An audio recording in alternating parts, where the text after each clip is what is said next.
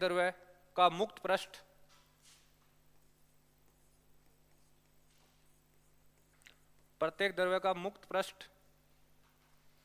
सिकुड़कर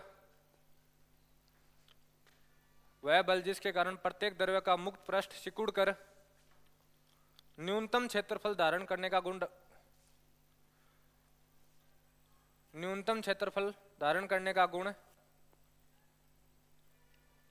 पृष्ठ तनाव कहलाता है।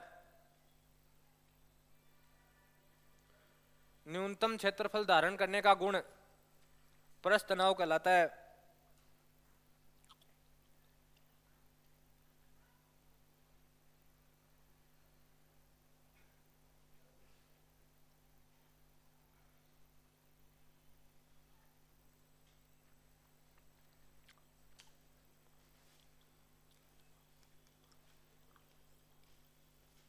डायग्राम बना दो रे।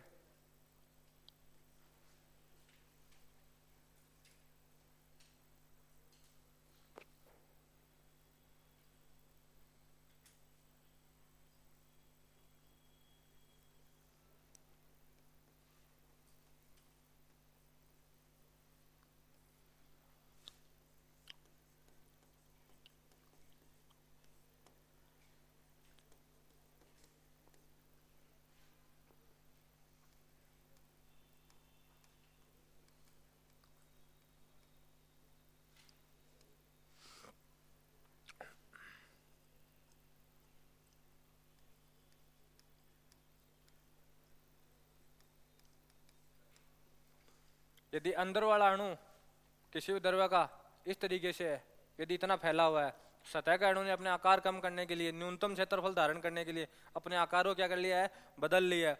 ये मुक्त पृष्ठ कैसे है कि भाई इसके ऊपर किसी प्रकार का कोई बाह्य बल नहीं लग रहा ना किसी सरफेस की वजह से, बाकी तीनों साइड क्या लग रहा है, कोई ना कोई बल लग रहा है। इस साइड पात्र की दीवार बल लगा रही है, इस साइड पात्र की दीवार बल लगा रही है, इस साइड भी क्या कर रही है, पात्र की दीवार बल लगा रही है। लेकिन ये पृष्ठ क्या है, मुक्त है। जो पृष्ठ मुक्त होता है वह न्यूनतम क्षेत्रफल धारण करने के लिए क्या कर लेता है, अपने आकार को क्या कर लेता है, कम कर लेता है। यही गुण क्या कहलाता है, आपका पृष्ठ तनाव कहलाता है। क्या कहलाता है, पृष्ठ तनाव।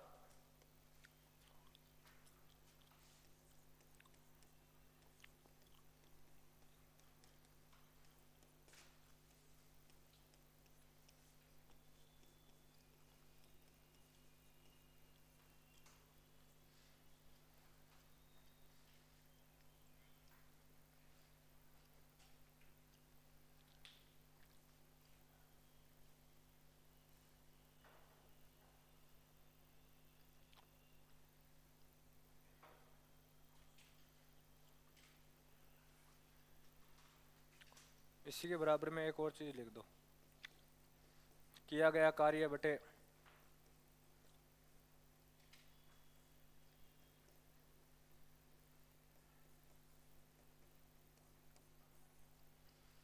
क्षेत्रफल में परिवर्तन।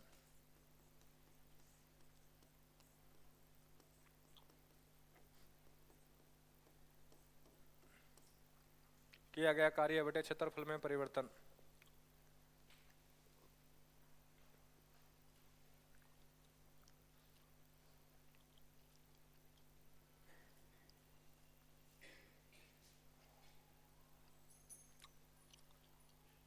लिख दिया। अगला पॉइंट ये लिख दिया ना, ये फॉर्मूला नीचे लिख दो। यह एक अदिश राशि है, यह एक अदिश राशि है।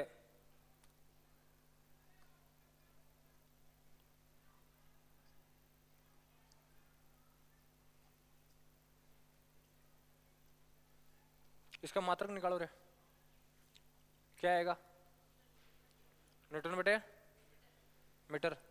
तो उधर कार्य का मात्रक न्यूटन थोड़ी होता है, हाँ? किसको कर दो मीटर स्क्वायर। कार्य का फॉर्मूला क्या था, बल इंटू अर्थात न्यूटन इंटू मीटर। अब देखो इससे फॉर्मूला निकालोगे तो न्यूटन बटे मीटर आ गया, कोई दिक्कत। इसका फॉर्मूला निकालोगे तो क्या आ जाएगा, जूल बटे मीटर स्क्वायर। अब कहियोगे हजम नहीं हो रहा, को श्री जूल कहाँ से आया। ध्यान रखो रे, मैं ऊपर ऊपर नीचे मीटर से गुणा कर दूं, कोई फर्क। तो न्यूटन इंटू मीटर तो क्या बन जाएगा, जूल, और नीचे वाला क्या बन जाएगा, मीटर स्क्वायर। अर्थात जो अपन ने दो बातें लिखी वो सही हैं, कोई गलत नहीं है ना, तो मात्रक लिख दो। मात्रक न्यूटन बटे मीटर या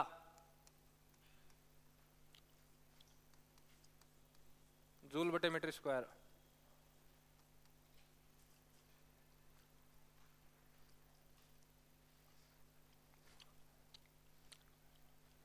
दूसरा टेम्परेचर बढ़ाओगे तो ये कम होगा प्रश्न तनाव या ज्यादा होगा?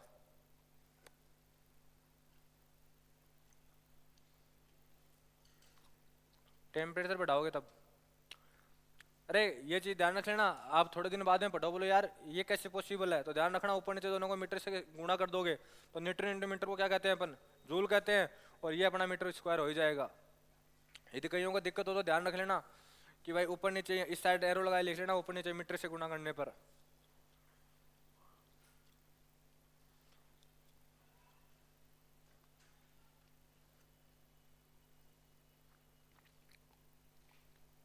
लिखो अगला पॉइंट, यदि टेम्परेचर बढ़ा देन पृष्ठ तनाव क्या हो जाएगा? रे कम हो जाएगा। ये पूरी लाइन लिखवाता हूँ तब अच्छा लगता है, ये ठीक है, ये छोटा वाला लिखवा देता हूँ, ये एरो समझ जाते हो ना। ऐसा तो कोई नहीं है जो ये एरो नहीं समझ रहा, बोले ये कहाँ जा रहा है, ये कहाँ आ रहा है।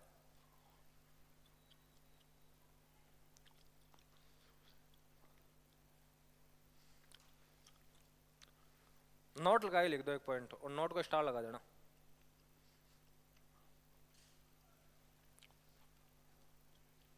लिख देना किसी भी द्रव्य की कोई बूंद, किसी भी द्रव्य की कोई बूंद पृष्ठ तनाव के कारण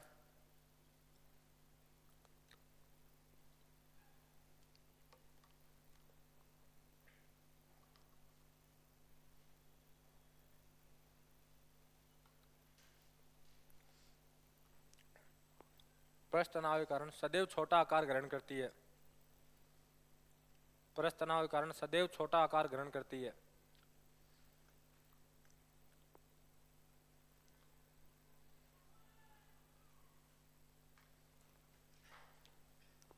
अब इसके उपयोग लिखो, पृष्ठ तनाव के उपयोग कहां कहां लाइफ में अपने काम आता है। ये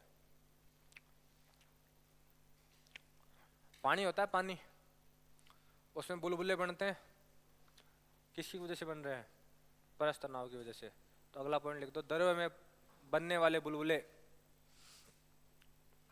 पहला पॉइंट लिखना उपयोग में, द्रव्य में बनने वाले बुलबुले,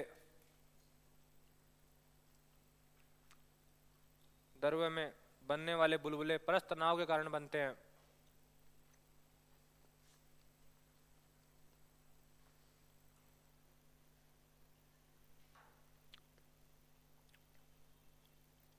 द्रव्य में बनने वाले बुलबुले पृष्ठ तनाव के कारण बनते हैं। तेल की बूंद होती है वो हमेशा पानी की सतह पे क्या होती है? तैरती है, क्योंकि पृष्ठ तनाव क्या होता है उसका? कम होता है। किससे कम होता है? पानी से कम होता है। तो अगला पॉइंट लिख दो तेल की बूंद सदैव पानी की सतह पर तैरती है। तेल की बूंद सदैव पानी की सतह पर तैरती है।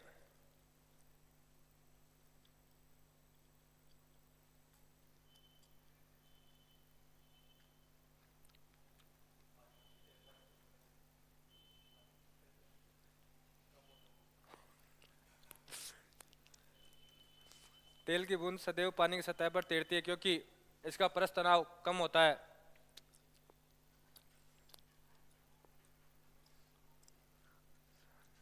खान सर ने एक बात कही थी, वो नंदू में पूरी अप्लाई होती है, कि एक माँ एक बेटे को 20 साल में जेंटलमैन बनाती है और एक लड़की एक लड़के को 20 मिनट में मेंटल बना देती है। अरे ये नहीं बोल रहा, इसकी तो बात ही नहीं कर रहा, माई की तो बात ही नहीं कर रहा, कोई ना कोई तो है ही, तभी तो रात को 2 बजे तक लाइव रहता है तू।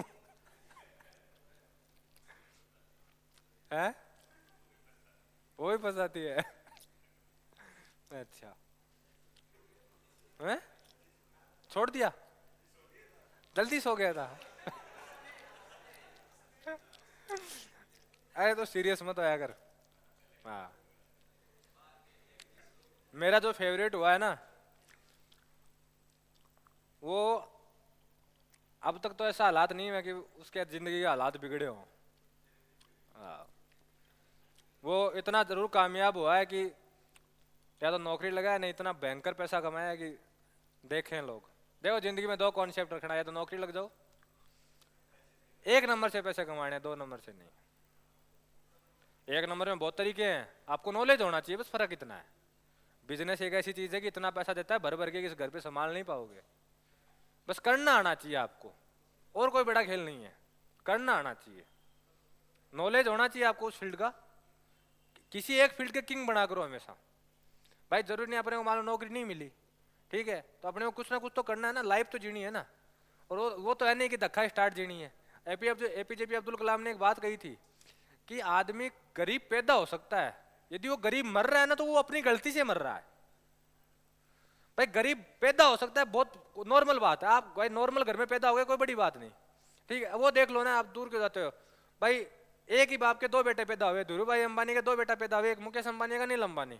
एक आज पूरे देश का सबसे बड़ा करोड़पति है, एशिया का एक नंबर पे आज के दोबारा, ठीक है। एक वो इनका उसका भाई है नील अंबानी, वो दिवाली है।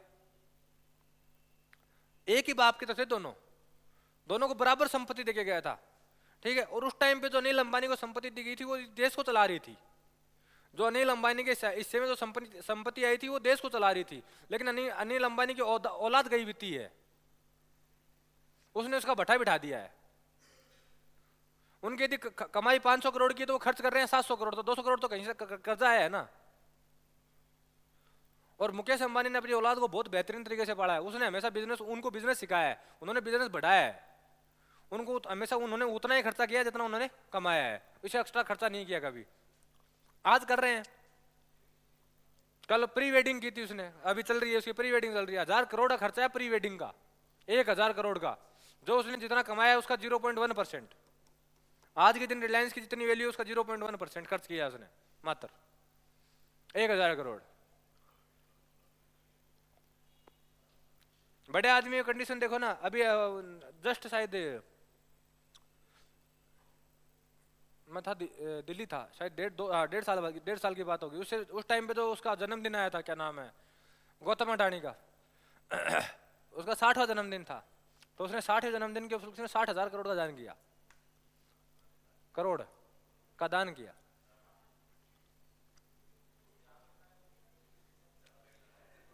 जाते कहाँ है। सबसे बड़ी बात यह कि अपने को यह पता नहीं है कि इतनी वैल्यू एग्जिस्ट करती है क्या। यदि आपको कभी ये देखना हो ना कि शेयर इतना पैसा है क्या रियल में, शेयर मार्केट का अकाउंट खोलना, शेयर मार्केट का अकाउंट खोलना। मैं बताऊं आपको, पैसा आपको देखना है कि पैसा एग्जिस्ट भी करता है क्या। ट्रिलियन बिलियन ये बोलते हैं ये बड़े लोग, इतना पैसा एग्जिस्ट भी करता है क्या। मैं कहूँ आपको पैसा देखना हो ना भाई, आप ऐसे फिजिकल फॉर्म में तो नहीं देख पाओगे, लेकिन डेटा मैं दिखवाता हूँ आपको, ऑफिशियल डेटा, जो इस देश का सबसे ऑफिशियल डेटा है। शेयर मार्केट का अकाउंट खोलना किसी में भी, किसी भी कंपनी का खोल दो, एंजला खोलो, किसी का भी खोल लो, जरूरी नहीं पैसा ही लगाना है उसमें। अपने को देखना ना कि क्या बीमारी क्या है। खोलो, खुल गया, 24 घंटे में खुल जाता है। 24 घंटा लगता है नहीं, 3 घंटे में खुल जाता है। खोल के और उसमें गोल्ड की और सिल्वर की ट्रेड देखना, एक तो वो देखना, ठीक है। दूसरा किसी शेयर की वैल्यू देखना कि उसकी, जैसे रिलायंस का शेयर है, ठीक है। अब रिलायंस का शेयर आज के दिन शायद 2829 रुपए के पास ट्रेड कर रहा है। अब नीचे उसमें देखना कितने लोग बेचने वाले हैं और कितने लोग खरीदने वाले हैं, ठीक है। अब वो जो बेचने वाले और खरीदने वाले ना वो एक्चुअल हैं, ठीक है। अब उनमें देखोगे कि बेचने वाले हैं 1400 करोड़ लोग बेच रहे हैं, 1400 करोड़ शेयर बेच रहे हैं। अब 1400 करोड़ को है ना आप मल्टीप्लाई करना 2800 से, अब वैल्यू निकाल के लाना कितनी आ रही है, ठीक है। ये नहीं देखना हो तो शाम को शेयर मार्केट की ऑफिशियल रिपोर्ट आती है कि आज के दिन कितना डेटा ट्रेड हुआ है, कितना पैसा इधर से उधर हुआ है, वो देख लेना।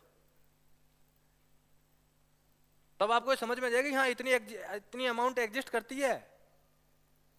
कईयों को तो ये हजम नहीं होती ये बातें कि यार इतनी अमाउंट एग्जिस्ट, 100 करोड़ होती हैं लोगों की।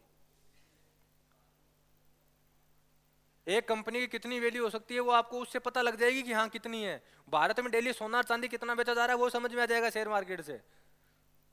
हाँ बस इतना है कि वो सोना चांदी आपको फिजिकल फॉर्म में नहीं मिलेगा, फर्क इतना ही है। बाकी आप वहां जो सोना आप घर पे खरीद के रखते हैं लोग, उसी सोने को आप यहाँ खरीद के रख दो, कोई बड़ा खेल नहीं है। बात वही है, यदि भाव डाउन हुए तो घर वाले की भी होंगे, उसके भी होंगे। सही है गलत है? दुख में वो भी काम आता है, ये भी काम आते हैं। लेकिन वहां टैक्स के चक्कर में लपेटे जाओगे, यहाँ टैक्स के चक्कर में लपेटे नहीं जाओगे। देश को दो चीजें एक्स्ट्रा मिलेंगी, देश का पैसा देश के पास रहेगा, किसी फिजिकल क्वांटिटी के रूप में जाके स्टोर नहीं हो जाएगा। भारत की लुगाइयों के पास इतना सोना है कि सबका निकाल के भेड़ा करे ना तो शायद कोई, क्या पता, इतनी बड़ी बिल्डिंग बन जाएगी जिसकी कोई हद नहीं है। ये कहा जाता है कि भारत की लुगाइयों को सारा सोना निकाल के पूरा देश का कर्जा माफ करा दिया जाए ना, तब भी बच जाएगा पीछे, इतना है। भारत में सोना खरीदने की बहुत तगड़ी प्रथा है, हैं? मंत्रियों का? हाँ। अरे मैं बात बता रहा हूं, मंत्रियों से ज्यादा तो इनके पास है।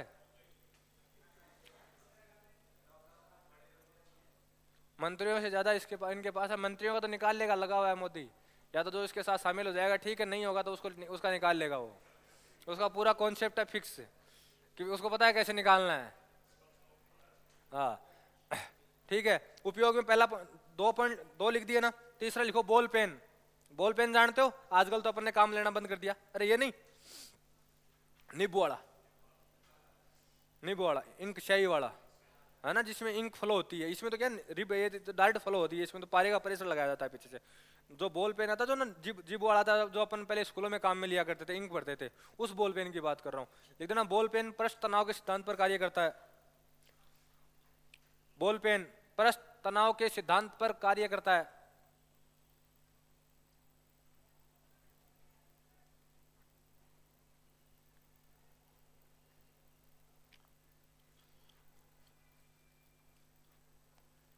बॉल पेन पृष्ठ तनाव के सिद्धांत पर कार्य करता है। रेन प्रूफ कोट नहीं आता है ना, उसके ऊपर पानी की बूंद गिरती है, टिकती नहीं है ना। पेंट आते हैं आजकल जिनके ऊपर पानी की बूंद गिरती है, टिकती नहीं है। तो उनमें ऐसे चीज मिलाई जाती है कि जो वो जलरोधी बन रहे हैं, वो पृष्ठ तनाव की वजह से बन रहे हैं, कि उनका पृष्ठ तनाव इतना हाई कर दिया गया है कि उनके ऊपर पानी की बूंद टिकती नहीं है। तो अगला पॉइंट लिखो, रेन प्रूफ कोट व पेंट, रेन प्रूफ कोट व पेंट बनाने में उपयोग लिए गए, रेन प्रूफ कोट व पेंट को बनाने में उपयोग लिए गए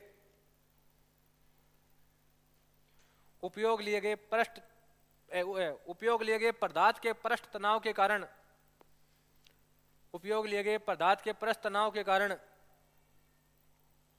वह जलरोधी होता है।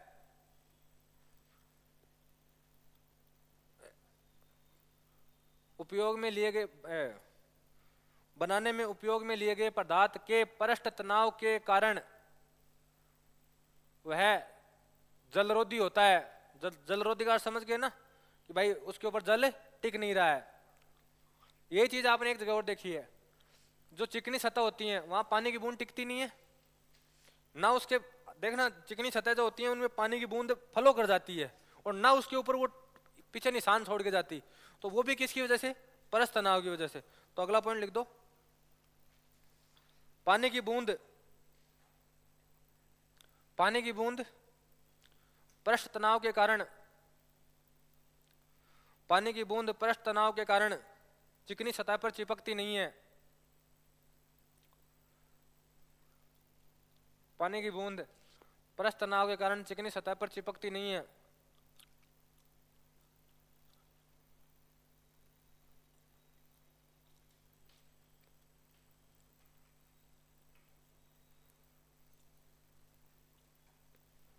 अगला पॉइंट,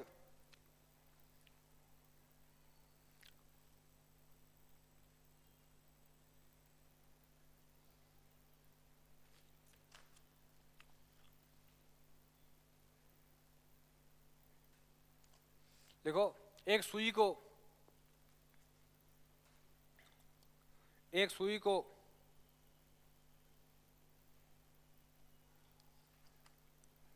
पानी के ऊपर क्षैतिज रखा जाता है।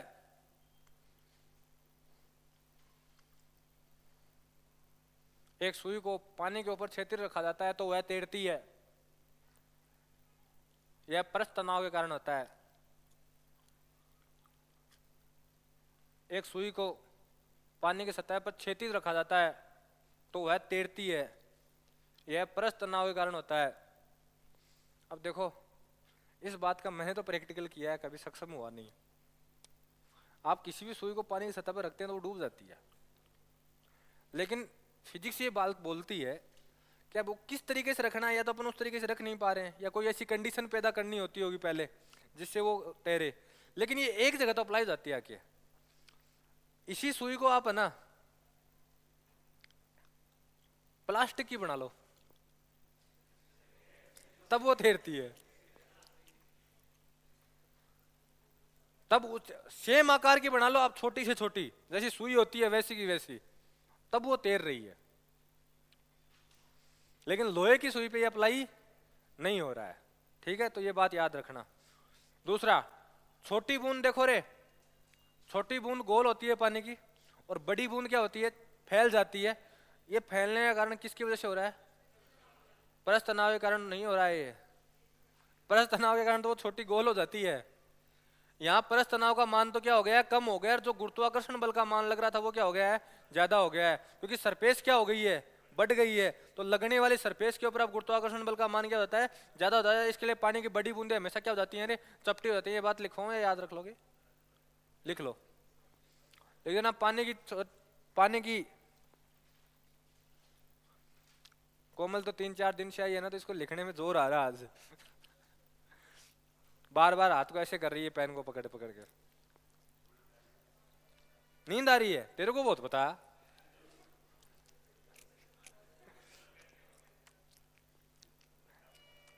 लिखो, पानी की छोटी बूंद गोल होती है,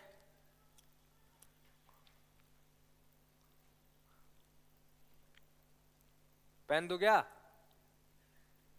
पानी की छोटी बूंद गोल होती है, जबकि बड़ी बूंद चपटी होती है। जबकि बड़ी बूंद चपटी होती है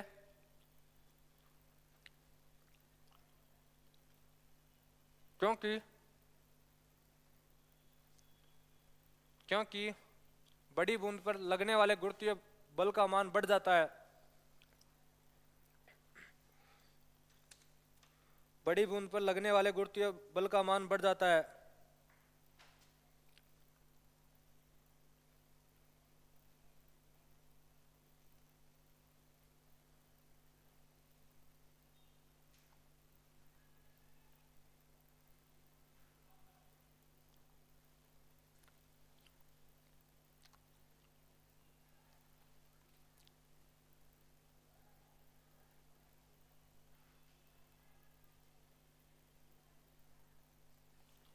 हेडिंग लगाओ रे।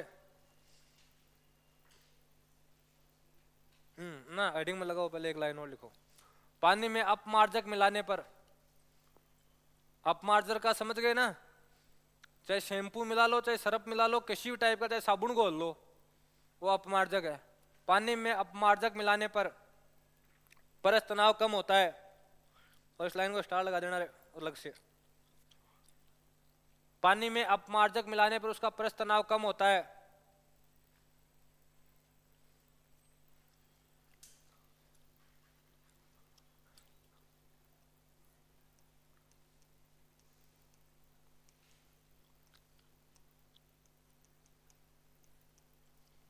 हेडिंग लगाओ, आसंजक बल व सहसंजक बल।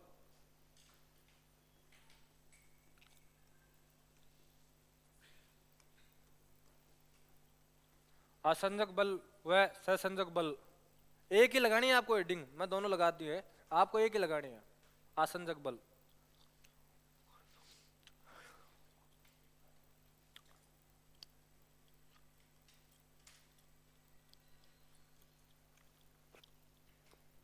अब बताओ रे, दोनों बलों में फर्क क्या है? पहली बार तो नहीं सुने होंगे, सुने हैं ना कई, जिन्होंने सुने हैं, बाकी साइंस वाले ने तो सुन रखे हैं, 1000 बार सुने होंगे साइंस वाले ने तो। यह बल आसंजक बल है, यह बल सहसंजक बल है। जैसे परस्त, मैं आपको एक उदाहरण देता हूँ, यदि फिर भी आप इतना दिमाग यदि अपना डाइवर्ट कर पाओ तो सोचना। परस्त तनाव में अभी पढ़ाया हूं एक प्रकार का बल है, यह सहसंजक बल है।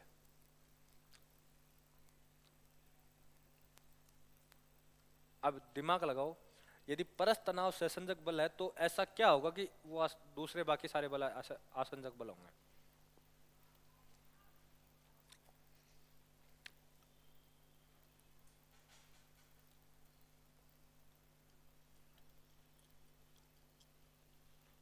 जैसे परस्त तनाव सहसंजक बल है, आपको अणुओं का खेल समझना है, इतना हिंट और दे देता हूं अणुओं का।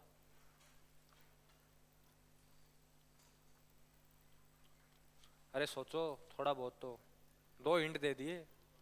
परस्त तनाव सहसंजक बल है, ये इसका उदाहरण है, मैं ये बता रहा हूं। अब आपको बता रहा हूं कि अणुओं का खेल समझो। मैं जो अभी परिभाषाएं बोलूंगा उनमें अणु ही अणु बोलूंगा और कुछ नहीं बोलूंगा। सम्मान को या असम्मान को, अब इतना हिंट और दे दो ले। देखो रे, यदि एक ही पदार्थ है, जैसे पानी, पानी मान लेते हैं अपन, पानी है, तो पानी के अणुओं के मध्य एक अणु से दूसरे अणु के मध्य जो बल कार्य कर रहा है वो तो कौन सा है, सहसंजक बल। अर्थात एक पदार्थ के अणुओं के मध्य कार्य करने वाला बल कौन सा बल कहलाता है, सहसंजक बल। और दो पदार्थ है, एक दूसरा है, ये दूसरा है, दोनों को आपने मिला दिया है, उन दोनों के मध्य जो बल कार्य कर रहा है वो कौन सा बल है रे, आसंजक बल है। कौन सा बल है, आसंजक बल है। अर्थात गुरुत्वाकर्षण कौन सा बल है, आसंजक बल है। क्यों है, वो अलग है, वो किसी दूसरी वस्तु पे आरोपित हो रहा है, वो वायुमंडल की वजह से आरोपित हो रहा है, दोनों अलग अलग आरोपित हो रहे हैं, दोनों के अणु क्या हो गए, अलग अलग हो गए। ठीक है, सहसंजक बल का अर्थ क्या हो गया कि भाई एक ही मेटर है, उन मेटरों के जो अणु है। ठीक है, अब दूसरा, आपने दो नाम सुने होंगे, दोनों एक ही चीज है, अलग अलग है, ये बता दो।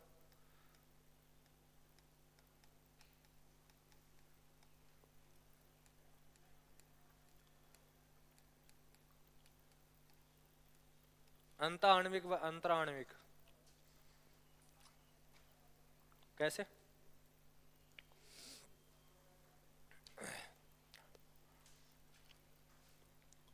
ये तो इनमें से किसके साथ सेट करूं और ये इनमें से किसके साथ सेट करूं,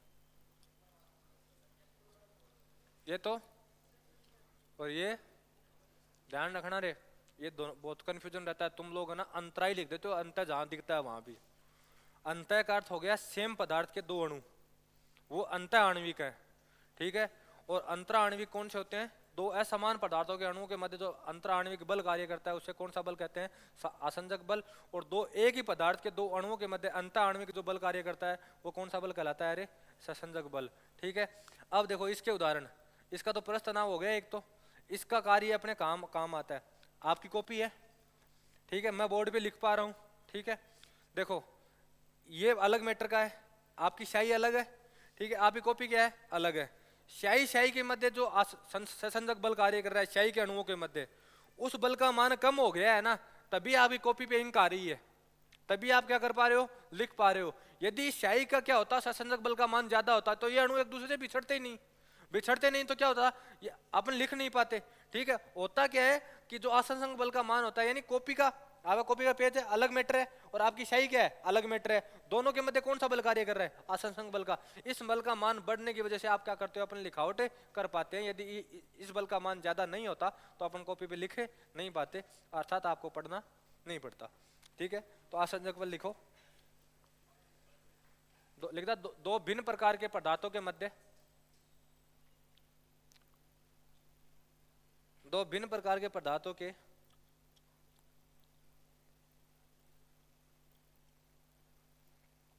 दो भिन्न प्रकार के पदार्थों के अणुओं के मध्य लगने वाला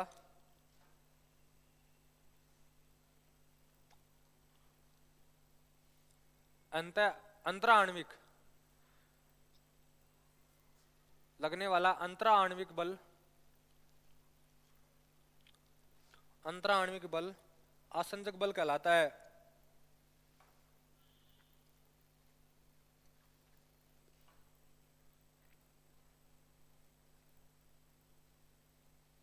उदाहरण लिख दो दोनों के, इसके आसंजक बल के उदाहरण लिख देना। स्याही के द्वारा कागज पे लिखना,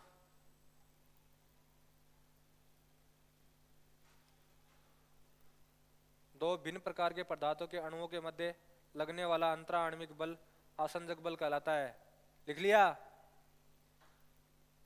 उदाहरण लिखो। स्याही के द्वारा कागज पे लिखना, और अगला उदाहरण लिख दो, जल के द्वारा कांच की प्लेट का भीगना।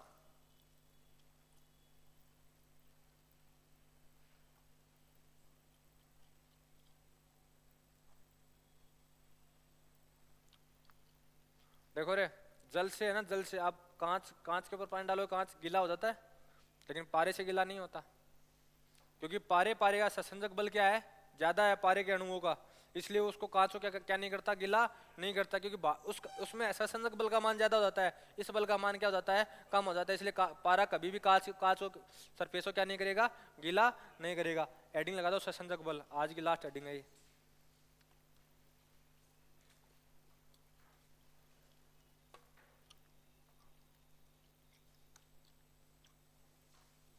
देखो, एक ही पदार्थ के अणुओं के मध्य, एक ही पदार्थ के अणुओं के मध्य लगने वाला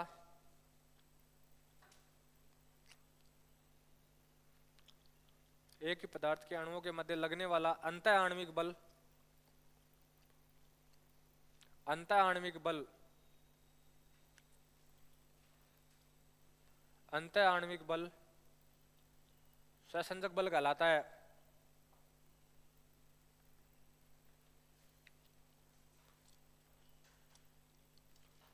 अंतःआण्विक बल सहसंजक बल कहलाता है। उदाहरण लिख दो।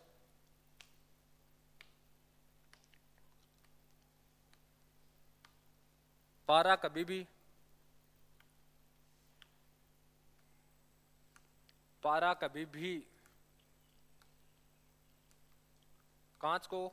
कांच के चिपकता नहीं है, पारा कभी भी कांच के चिपकता नहीं है, पारा कभी भी कांच के चिपकता नहीं है, क्योंकि पारे का ससंजक बल अधिक होता है, क्योंकि पारे का ससंजक बल अधिक होता है।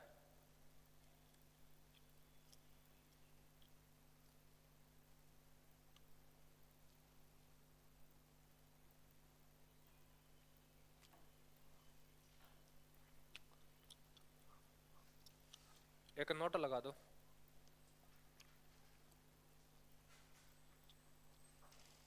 और नोट में लिखो परस्पर तनाव लंबाई के रुको परस्पर तनाव सतह की लंबाई के लंबवत कार्य करता है।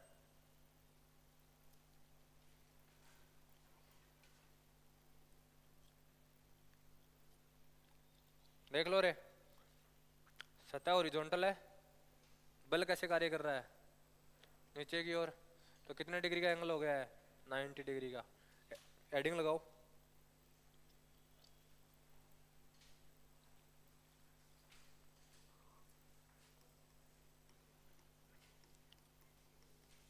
केसिक तो है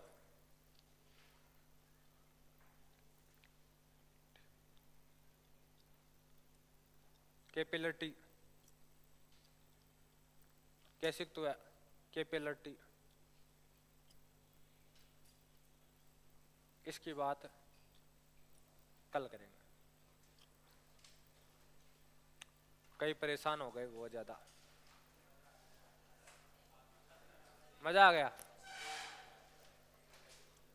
मेरे कोई दिक्कत नहीं है, मैं तो अभी 1 घंटे और खींच दूंगा चाहे।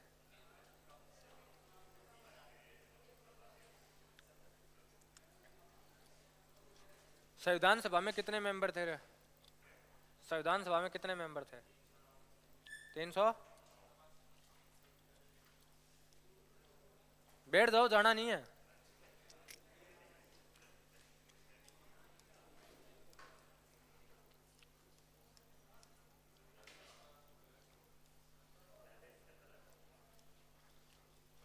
संविधान सभा की सबसे पहले मांग किसने की थी?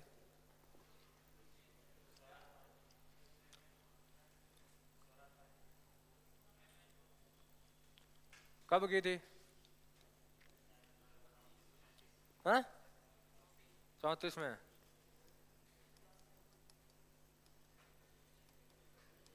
मानवेंद्र रॉय। इससे पहले यदि अपनी ये माने तो किसने की थी?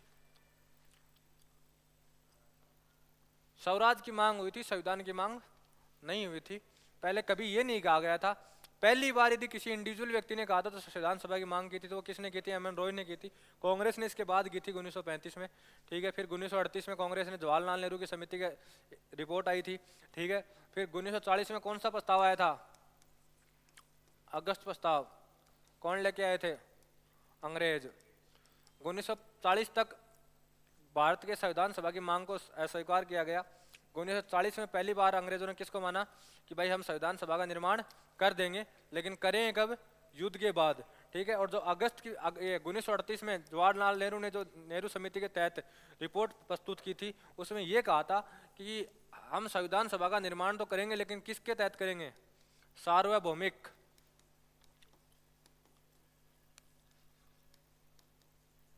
मताधिकार के तहत। सार्वभौमिक मताधिकार का जहां भी शब्द का प्रयोग होता है उसका अर्थ हो गया अरे प्रत्यक्ष निर्वाचन। प्रत्यक्ष निर्वाचन तो अर्थात जनता के द्वारा वोटिंग करवाई जाएगी, जनता ये कहेगी ना, उस आधार पर हम क्या करेंगे? संविधान सभा का निर्माण करेंगे। ठीक है, लेकिन बाद में जब अगस्त प्रस्ताव में आया तो अगस्त प्रस्ताव में ये कहा गया कि जब युद्ध खत्म हो जाएगा तब हम संविधान सभा को क्या कर लेंगे? मान लेंगे। लेकिन इसको दोबारा खारिज कर दिया गया, भारतीयों ने खारिज कर दिया। फिर 1942 में क्या आता है? अरे क्रिप्स मिशन, क्रिप्स नहीं आया, हाँ क्रिप्स मिशन आया था। क्रिप्स मिशन आया। ठीक है, क्रिप्स ने संविधान सभा की मांग को स्वीकार किया, लेकिन इसने ये कहा कि निर्वाचन होगा अप्रत्यक्ष, अप्रत्यक्ष निर्वाचन। और वो भी कौन सी पद्धति से? आनुपातिक प्रतिनिधित्व है।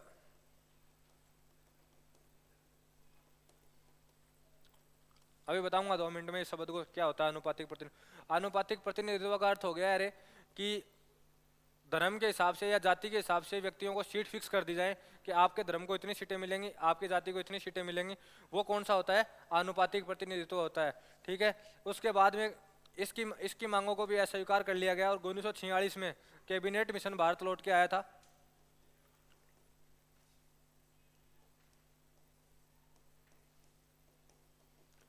ठीक है, कैबिनेट मिशन आया। कैबिनेट मिशन में एक तो एक क्रिप्स था, एक लॉरेंस आया था। ठीक है, और एक पैथिक आया था। ये 3 व्यक्ति आए थे। इनको कैबिनेट मिशन क्यों बोलते हैं? कि ये ब्रिटेन के तीनों कैबिनेट मंत्री थे। क्या थे? ब्रिटेन के तीनों कैबिनेट मंत्री थे। इन्होंने भारत में निर्वाचन की पूरी प्रणाली को रखा। सेम बात को वापस कॉपी कर दिया गया। और सदस्य कितने दे दिए गए? 389 सदस्यों का निर्वाचन होगा। 389 का किस तरीके से बंटवारा किया गया? इसमें 292, ठीक है, और 93 ये थे मनोनीत सदस्य। ये कहां से आने थे? रियासतों से। और ये कहां से आने थे? 96 करो इसको। और 292, ठीक है, 292 ये आने थे प्रांतों से। कितने से? 11 प्रांतों से। और ये 4 उच्चायुक्त। 4 उच्चायुक्त कौन कौन से थे? पहला दिल्ली, दूसरा अजमेर का पूरा नाम बोला करो, अजमेर मेरवाड़ा, 3 कुर्ग, और 4 बलूचिस्तान। इन 4 जगह से सदस्य क्या होने थे? 4 आने थे उच्चायुक्त प्रांतों से। कौन कौन से? दिल्ली, अजमेर, कुर्ग एंड बलूचिस्तान। और 292 सदस्य कहाँ से आने थे? 11 प्रांतों से। ठीक है, इसके बाद में कितनी सीटें किस किस को दी गई थी इनमें से?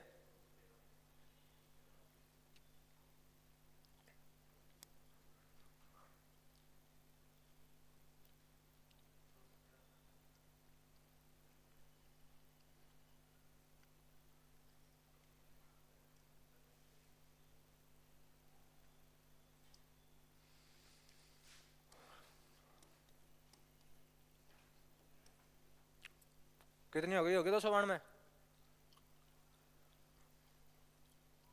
या ज्यादा हो गई? हैं? 4 ज्यादा हो गई ना? हैं? 96 हो रही है ना पूरी? ठीक है, तो कोई दिक्कत नहीं है। 78 से मुस्लिम,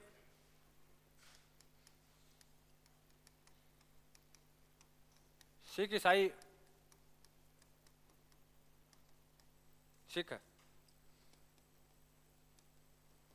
ईसाई व हिंदू। वैसे इनको अलग नहीं नाम दिया गया था, इनको नाम दिया गया था सामान्य वर्ग। और ये 4 आपकी उच्चायुक्त वाली।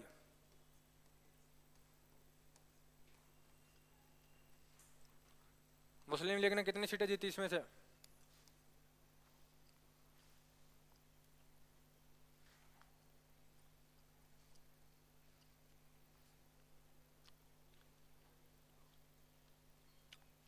बस खत्म कहानी। और कांग्रेस ने कितनी सीटें जीती? 208। 208 की कहानी ये है। 199 तो इन सीटों से जीत के आई है, इन 210 से। 3 और 3 सीटें यहाँ से निकाल लगी। कितनी हो गई? 205 ही तो हुई। और 3 सीटें यहाँ से ले गई उच्चायुक्त से। इस तरीके से नहीं, कुल सीटें कितनी हो गई? 208। ठीक है, 73 सीटें जीती थी मुस्लिम लीग ने। ठीक है, और 15 सीटें छोटे व निर्दलीय लोगों ने। ये इनका क्राइटेरिया है। ठीक है, जिसमें आपको सबसे ज़्यादा ये याद रखना है कांग्रेस वाला, कि कांग्रेस ने कितनी सीटें जीती थी। ठीक है, इतना डिवाइजन नहीं करवाएगा आपसे कि वो कौन कौन सी सीटें कहाँ से जीत के लाई थी। ठीक है, वो मैंने बता दिया कि आपको याद रहे तो ठीक है, नहीं आपको ये सीटें जरूर याद होनी चाहिए। इसके बाद मेरे को उन 7 रियासतों के नाम बता दो, या पहली उस रियासत का नाम बताओ जिसने भारत में शामिल होने का विरोध किया था ना? है ना?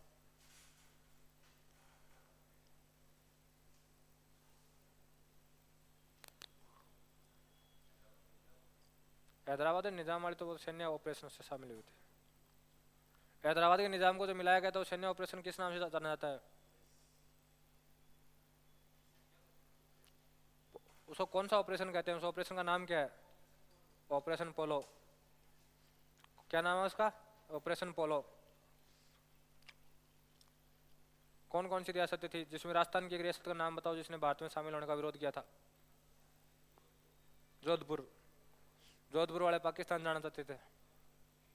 ठीक है, मैंने ये बात बताई थी आपको। जूनागढ़ पहली रियासत है जिसको जनमत संग्रह से शामिल किया गया था। ठीक है, वहाँ वहाँ का राजा तो जाना चाहता था पाकिस्तान, लेकिन वहाँ की जनता क्या क्या चाहती थी? पाकिस्तान। एक जम्मू कश्मीर, ठीक है, जिसको स्पेशल प्रावधानों के साथ शामिल किया गया। पंजाब नहीं था, पंजाब एक केंद्र अंग्रेजों का राज था। ये रियासतों वाला पंगा होता ही नहीं यदि अंग्रेजों एक भला काम कर देते तो। इनके साथ एक संबंध थे अंग्रेजों के, एक संधि की हुई थी अंग्रेजों की। अंग्रेजों ने क्या क्या रखा था कि भाई इनके जो सैन्य अधिकार थे वो अपने पास ले रखे थे, व्यापारिक अधिकार भी क्या थे? अपने पास थे, राजतंत्र की इनको अनुमति थी। ठीक है, इन्होंने क्या किया? इन्होंने भी अपनी हरामीपंती यहाँ बहुत खतरनाक दिखाई थी। इन्होंने उस संधि को खारिज कर दिया और इन्होंने ये कह दिया कि हम इन 93 रियासतों को ये कहते हैं कि आपको जिसमें जाना है उसमें चले जाओ। यदि ये नाटक नहीं करते ना, ये कि 93 रियासत कहीं भी जा सकती हैं, कहीं भी आ सकती हैं, ये कह देते कि भाई फलानी इसमें जाएगी और फलानी यहाँ रहेगी, ठीक है, तो इतनी बड़ी पंगा ही नहीं होते आगे वाले। तो इसलिए इन 93 रियासतों की जो टेरिटरी थी, उसको जो संधि थी, उसको खत्म कर दिया गया था। इसकी वजह से इन्होंने विरोध किए थे। ठीक है, जिसमें जोधपुर शामिल था, जम्मू कश्मीर शामिल था, हैदराबाद शामिल था, इसके अलावा जूनागढ़ शामिल था, 3 और है।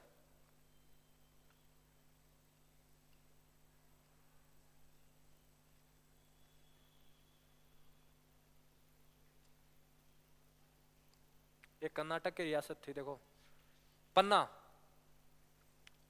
पन्ना, पन्ना रियासत, पन्ना रियासत ने सबसे पहले विरोध किया था रे। एमपी की है, किस चीज के लिए प्रसिद्ध है पन्ना? आज के दिन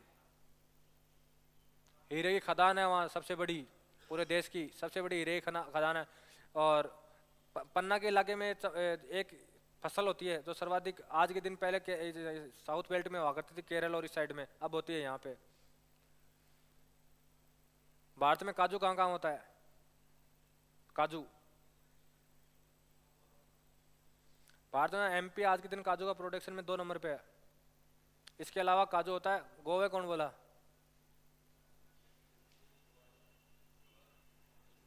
इसको तो गोवा ही दिखता है।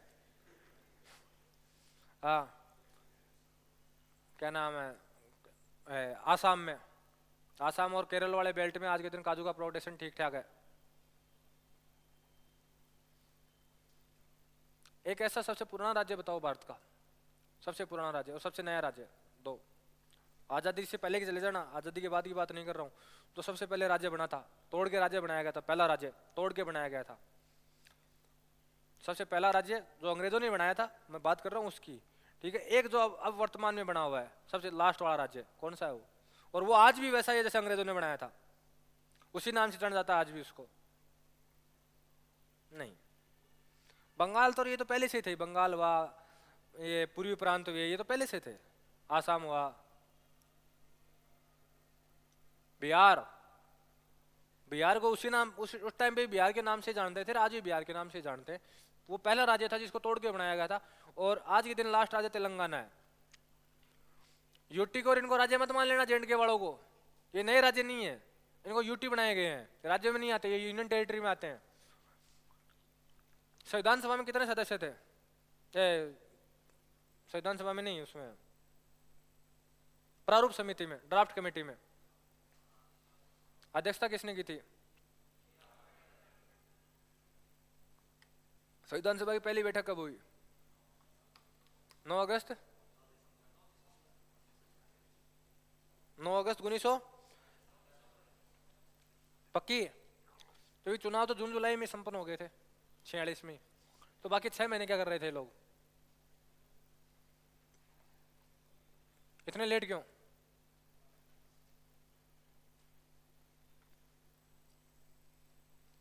इतना लेट क्यों?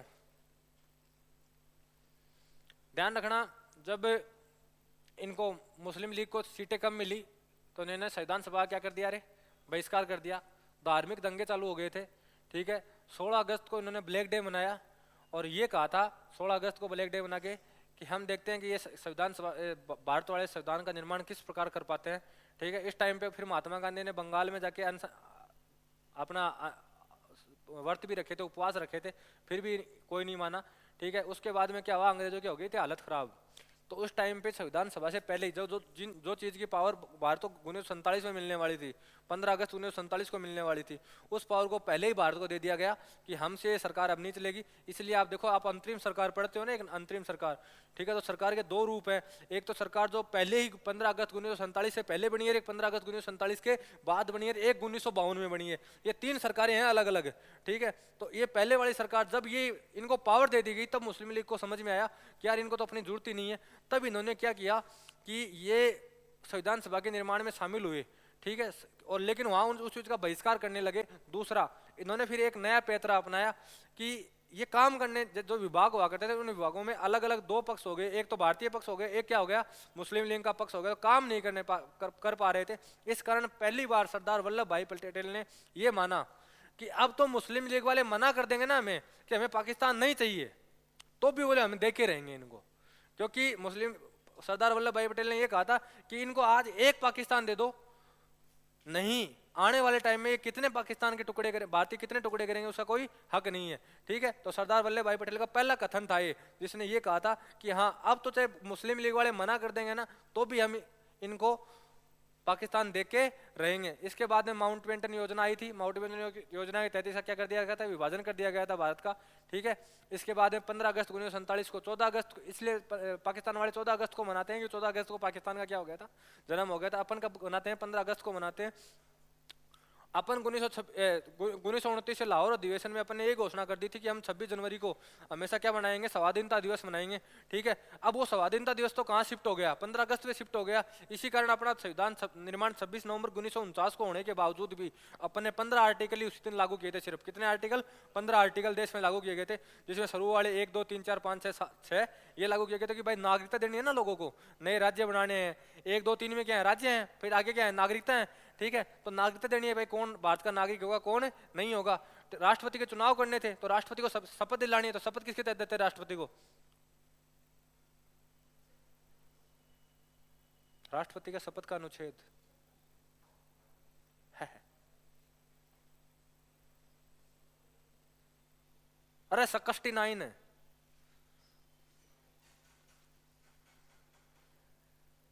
और 159 राज्यपाल का। याद रखा करो इन चीजों को।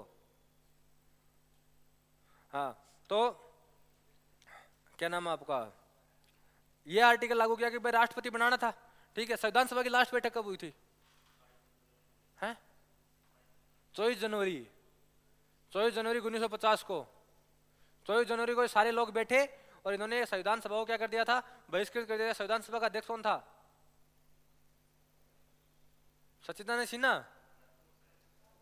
सच्चिदानंद सिन्हा को तो अस्थायी अध्यक्ष बनाया गया था फ्रांस के तर्ज पे। डॉक्टर राजेंद्र प्रसाद, जिसको 13 अगस्त को बनाया गया था, 11 अगस्त को 13 अगस्त को